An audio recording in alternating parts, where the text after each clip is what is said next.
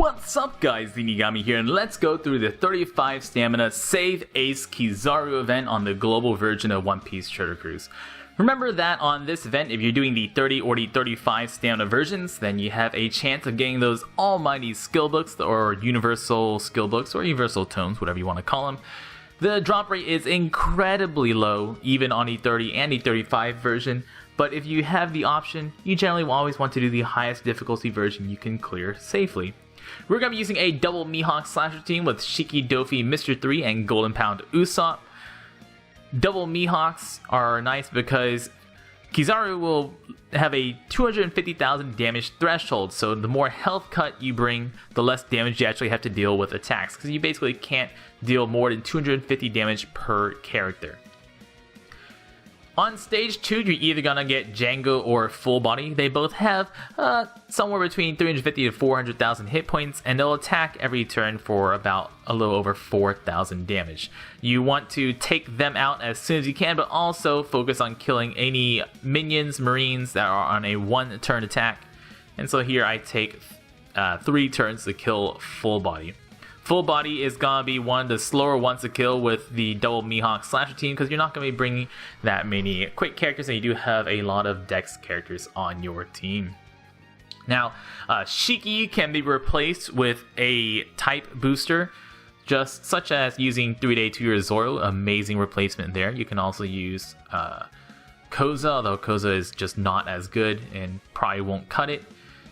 You can also replace Mr. 3 with 3-day 2-year Zoro. Not 3-day 2-year Zoro, Halloween Zoro. Because Halloween Zoro also delays for 1 turn, and Halloween Zoro benefits from the attack boost from the Shiki, although Halloween Zoro will not deal as much damage because of the blue typing against Kizaru's green typing. And Doflamingo, of course, is vital. Golden Pound Usopp, if you have Golden Pound Usopp's skill ups maxed, you can use Golden Pound Usopp on stage 6, and if you do that, you will have him ready for Kizaru once again. So if you have Golden Pound Usopp special at 10 turn cooldown, use it on stage 6, stall your way through stage 6 and 7, and we will have it for Kizaru. On stage 5, stage 5 is going to be the Pacifista and Elder Seahorse stage. The Elder Seahorse has 6 hit points, and the Pacifistas all have 9 hit points. Now, their defense isn't too high. You can get through with a matching orb and hitting some perfects on your characters. But remember that Golden Pound Usopp has 6 hit combo, which means he will take out the Elder Seahorse all by himself. And then things like Doflamingo plus a 4 hit combo character will take out a 9 health character. So you should be able to take out on turn 1 the Elder Seahorse and 2 characters at least, and then take out the rest of the characters on the next turn. So here I'm going to use Golden Pound Usopp, pew pew pew, there goes 1 down, and I'm gonna waste my Doflamingo combo, as you do, but there, like I said, a matching orb will be able to take down somebody with a little damage. And like here, I could have had the Shiki take that one out, but just count the combos and you'll be able to take out all the Pacifistas. On stage 6, you're either going to get Hina and Bastille. Something very important to remember while running this island is make sure you stay above 6,600 health before you go into stage 6. Because Bastille can show up. If he does, he will preemptively hit you for 6,600 and you will die. So a double Whitebeard team, or any team using a Whitebeard captain, is going to have a little bit of trouble here, because you will either need to rely on recovery orbs or use some special in order to be healed up above that amount of health, and be very close to pay very close attention to your health with the burning Moby Dick cutting away your health every single turn. Hina will preemptively make your non-tandem and non-recovery orbs into badly matching orbs, and she will also bind your orbs or lock your orbs for 2 turns. So whatever orbs you get there will be locked for 2 turns. So if you can, on stage 5, try to find some tandem and recovery orbs, that way you don't get badly matching orbs for 2 turns. You can also use a special to manipulate your orbs, but Hina is the easier one between her and Bastille. Since on both stages you want to be using a Golden Pond Usopp probably, especially if you have your Golden Pond Usopp special maxed out.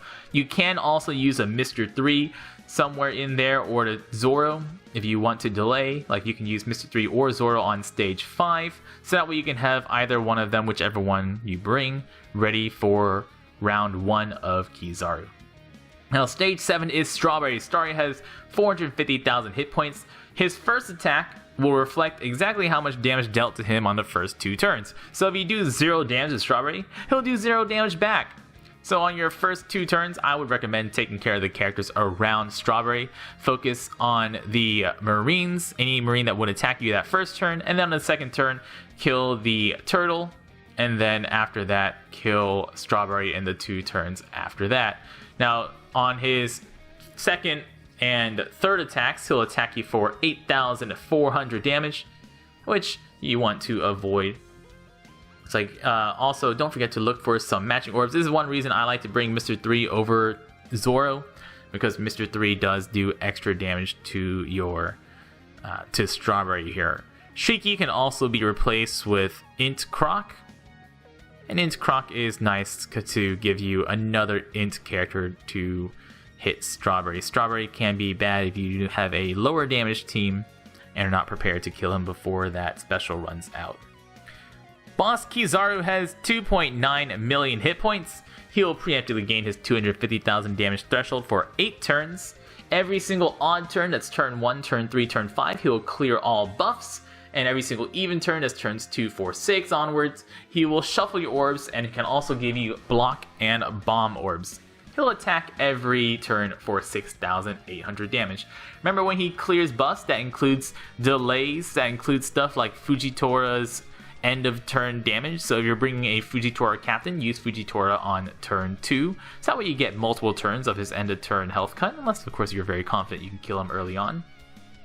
We're going to be using all of our health cutting specials here. You'll be using your Mihawk special, and your Burning Whitebeard special. You'll notice on the team right after this that I'm using a Fujitora, a Blackbeard Shiki team. You notice that I did not use my Burning Whitebeard ship because I am a noob. But if you do use your Burning Whitebeard ship on a team, I show you right after this, so you make quick work of the Kizaru. On turn 2, use Golden Pond Usopp. This way you get 2 turns out of Golden Pond Usopp delay. You can use any other specials to burst, and try to stagger your damage so that way you do about 250,000 damage per attack. So you see my Doflamingo hit the damage threshold there. So he, even though he could do more than 250,000 damage, only did 250,000 damage per that attack. That is the entire 35 stamina Kizaru fight, guys. Ace has already been saved on the global version, so don't worry about it too much. Just do whatever team you can, get your skill books, and hopefully get some character drops if you need them. Guys, I've been Zenigami. Thank you so much for watching. If you like this, you can go to patreon.com/Zenigami and support us over there, or watch us live at twitch.tv/Zenigami, where I stream every single day. Thank you so much for watching, and y'all stay beautiful.